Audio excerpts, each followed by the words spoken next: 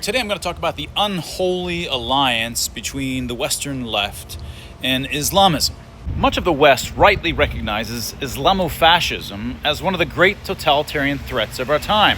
Yet many who grasp that danger mistakenly equate Islamism, Islamofascism, with Islam itself, erasing the immense diversity of Muslim thought and culture.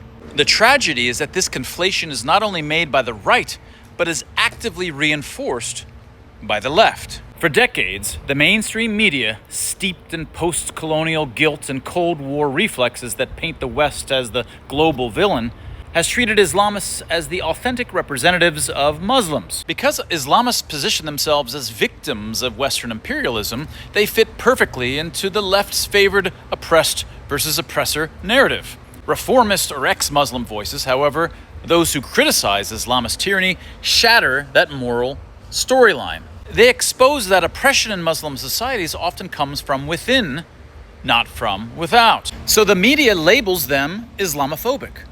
Ayan Hirsi Ali, Asra Nomani, Majid Nawaz, Maryam Namazi, all Muslims or former Muslims who have risked their lives to challenge theocratic authoritarianism, are smeared and deplatformed by Western institutions that claim to champion diversity and women's rights. Meanwhile, Islamist-linked organizations are presented as moderate simply because they parrot progressive slogans about discrimination and colonialism.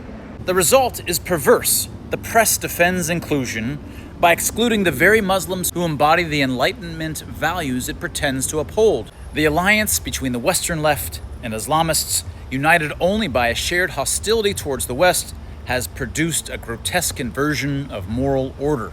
It strengthens fascists abroad, fuels anti-Muslim bigotry at home, and silences the people most deserving of our solidarity. To oppose Islamofascism is not Islamophobia. It is an act of loyalty to universal human liberty. And that was your science moment.